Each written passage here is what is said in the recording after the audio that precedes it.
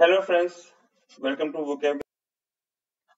और चलिए आज हम लोग रिवीजन करेंगे और मई 26 2022 के एटीट्यूड का हम जो उस दिन एटीट्यूड पब्लिश हुआ था तो जो डिफिकल्ट वर्ड्स थे उनको रिवाइज करेंगे आज। ठीक है, तो first word is mobilise. Mobilise का मतलब होता है organise for a purpose.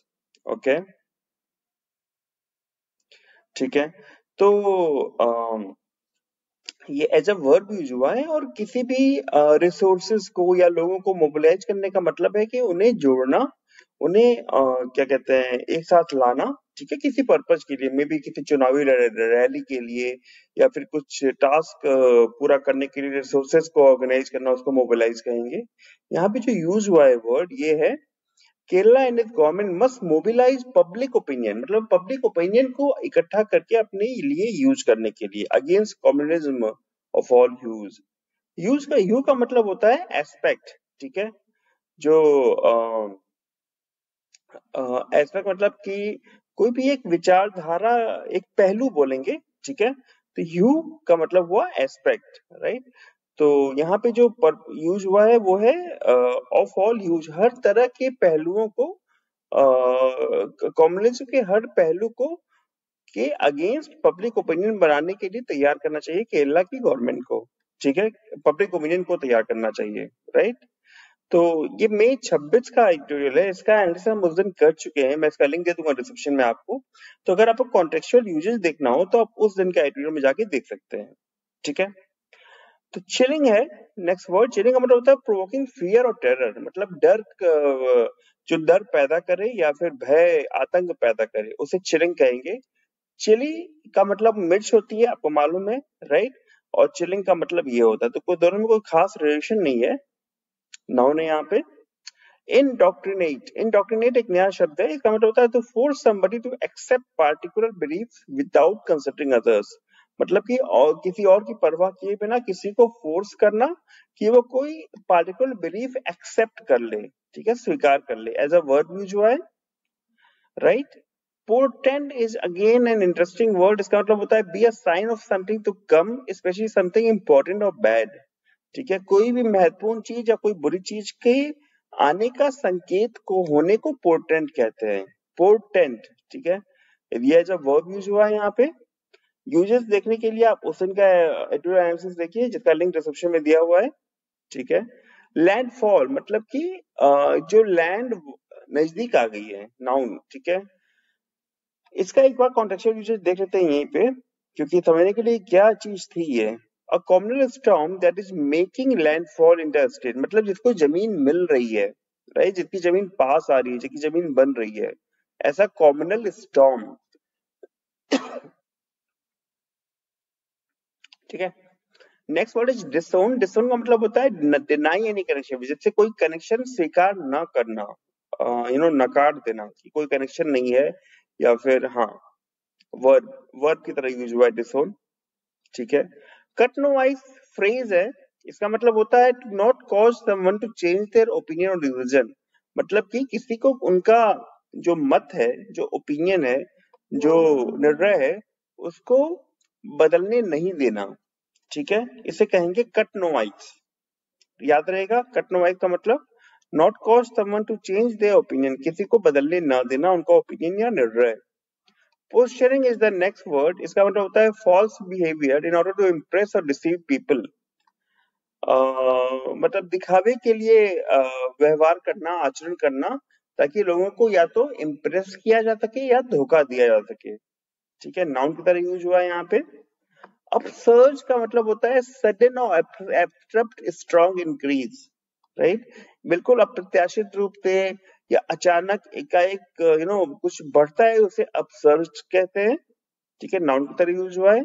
Nihilistic का मतलब होता है ready to complete denial of all established authority and institutions, adjective. Interesting word है, मतलब कि जितनी भी ऑथोरिटीज हैं, इंस्टीट्यूशंस हैं, उनको डिनाई कर देना। ठीक है, उनका ये कहना कि उनका कोई अस्तित्व नहीं है, उसको निहिलिज्म या निहिलिस्टिक कहेंगे। अगर निहिलिज्म कहेंगे तो नाउन होगा, निहिलिस्टिक एडजेक्टिव हुआ। Brutal is the next word, it means punishingly harsh, बहुत ही कड़ा। ठीक है, बहुत ही कठोर। राइट, हार्श नाउन की तरह यूज हुआ है।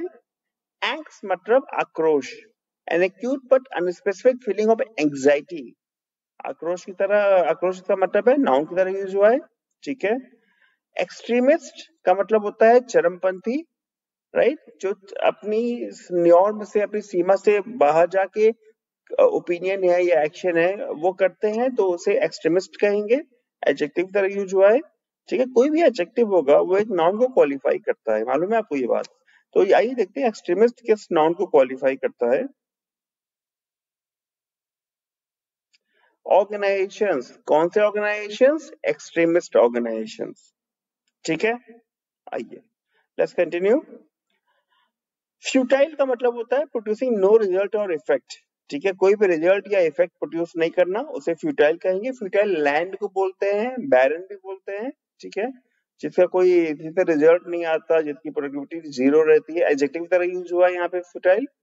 टॉक्सिक नाउन की तरह यूज हुआ है, इसका मतलब होता है अनप्लीजेंट एंड डैमेजिंग और ऑफेंसिव, जो बिल्कुल ही पसंद ना आए। एक तरह से अनप्लीजेंट भी है, डैमेज भी कर रहा है, ऑफेंसिव भी है, ठीक है, बिल्कुल ही निगेटिव सेंस जिसका हो, राइट। डिवियस अगला शब्द है, इसका मतलब होता है कैरेक्टराइज्ड बाय इनसिंसियरिटी और डिसीट, धोखा देने से संबंधित, या इनसिंसियर होना, मतलब कि सीरियस नहीं होना, इससे संबंधित एडजेक्टिव का यूज हुआ है यहाँ पे। Next word is ambiguity. Ambiguity मतलब होता है एम्बी, जिससे भी जहां भी लगता है ना एम्बी, उसका मतलब एक से ज्यादा होता है। जैसे एम्बी डेक्स्ट्रस मतलब कि दोनों हाथों से एक साथ काम करने वाला, एम्बिग्विटी। एम्बीवैलेंट भी एक शब्द है, ठीक है। और एम्बिगुअस तो खैर इसी से बना हुआ है। तो expression whose meaning cannot be determined from its context, ऐसा कोई एक्सप्रेशन जिसकी मीनिंग जो है कॉन्टेक्स्ट से डिफाइन ना हो पाए, ये मतलब कि एक से ज्यादा हो सकता है मीनिंग हो, तो कौन सा कहने की कोशिश कर रहे हैं ये समझ में नहीं आ रहा है। ऐसा नाउन की तरह यूज हुआ है यहाँ पे। Provocative again is being used as a noun. और सर्विंग और टेंडिंग टू प्रोवोक, एक्साइट और स्टिमुलेट। प्रोवोकेटिव मतलब कि प्रोवोक करना या एक्साइट करना, स्टिमुलेट करना, उत्तेजित करना हिंदी में बोले तो। एक्सपीडियंसी, एक्सपीडियंसी का मतलब होता है doing what is convenient rather than what is morally right, मतलब कि जो सही है, हम जान रहे हैं, हमारी अंतरात्मा कह रही है ये, लेकिन उसकी जगह वो करना जो कन्वीनियंट है, जो सुविधाजनक है। नाउन की तरह यूज हुआ है यहाँ पे। Last term is a phrase, Fraser verb शोर अप। शोर अप का मतलब होता है सपोर्ट, हेल्प और boost something that would otherwise be weak और फेल, राइट। किसी भी ऐसी चीज को सपोर्ट करना जो कि अगर आप सपोर्ट नहीं करते हैं तो वो या तो कमजोर होगी या फेल हो जाएगी, काम नहीं करेगी। ये होता है शोर अप का मतलब। बिल्कुल ही श्योर का मतलब कुछ और है, और शोर अप का शोर से कोई लेना देना नहीं है, बिल्कुल ही अलग मीनिंग है। इसको आपको मेमोराइज करना पड़ेगा। अगर इस शब्द को आप मेमोराइज करना चाहते हैं तो कमेंट सेक्शन में इसका वर्ड और मीनिंग लिखिए जो भी आपने रिटेन किया है। और ऐसे जितने नए वर्ड्स मिले हैं ना आज के सेशन में, उन सबको आप कमेंट सेक्शन में लिखिए। उससे क्या होगा कि आपके दिमाग में शायद उसका मीनिंग अंकित हो जाए, और जब आप आगे आपके किसी एग्जाम में ये शब्द आए, मान लीजिए कि एंग्स्ट आता है, तो आप कहेंगे, आप सोचेंगे कि यहाँ मैंने कुछ पढ़ा था, ये एंगर से रिलेटेड है या ऐसा कुछ, तो हो सकता है वो रिकॉल हो जाए और आपको आपके इंग्लिश के पेपर में हेल्प करे, ठीक है। तो यही था आज का सेशन, और इन शब्दों के कॉन्ट्रेक्शन यूजेस देखने के लिए जो मैंने डिस्क्रिप्शन में लिंक दिया उसको क्लिक करके वहां से आप देख सकते हैं, ठीक है। चलिए मिलते हैं अगले सेशन में, और कीप वॉचिंग। अभी तक आपने सब्सक्राइब नहीं किया, you want to improve your vocab, you can click by subscribe, you can subscribe by clicking here. Thank you for watching. Bye bye.